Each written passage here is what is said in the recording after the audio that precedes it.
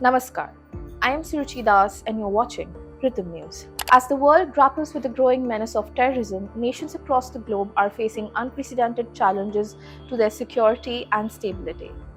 Among them are the countries from South Asia and also from Middle East, that is India and Syria. They stand out as two countries deeply affected by this scourge, each facing its unique yet interconnected battles. Syria's fight against terrorism, compounded by a brutal civil war, contrasts sharply with India's ongoing battle against cross-border terrorism. Yet, both nations find common ground in their shared adversities.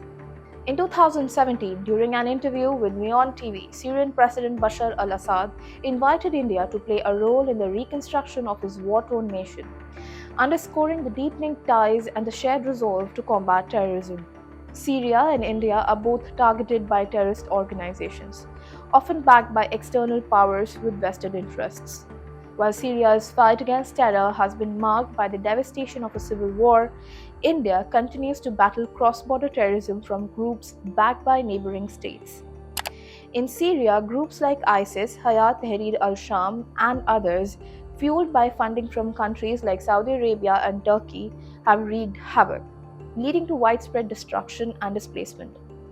These organizations, under the guise of ideological goals, operate as proxies for destabilizing Syria, aligning with larger geopolitical strategies to weaken the nation. Similarly, India has faced persistent threats from Pakistan and Bangladesh-based terror outfits such as Lashkar-e-Taiba, Jaish-e-Mohammed, and Jamaat-ul-Mujahideen Bangladesh. These groups aim to disrupt India's social harmony and security, often with tacit support from state actors in neighboring countries. Pakistan in particular has been accused of harboring and funding these organizations to execute cross-border terrorism with the aim of destabilizing regions like Jammu and Kashmir. Also, in Syria, foreign funding has been instrumental in sustaining terror networks that have prolonged the civil war, while in India, terrorist organizations have similarly relied on foreign funding, often funneled through illicit networks or under the pretext of religious or humanitarian aid. This external funding complicates counter-terrorism efforts, highlighting the need for international cooperation to dismantle these financial pipelines. But despite these ongoing threats, India's counter-terrorism measures have proven relatively effective. Robust intelligence networks, decisive military action, and a firm political stance have enabled India to contain large-scale terror attacks in recent years. High-profile operations such as surgical strikes in Pakistan, administered territory, and the neutralization of key militant leaders demonstrate India's proactive approach.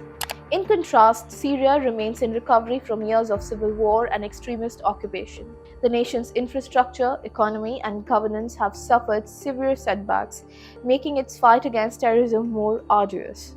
Acknowledging India's success in countering terrorism, Syrian President Assad expressed his hope for India's involvement in rebuilding Syria's economy and infrastructure.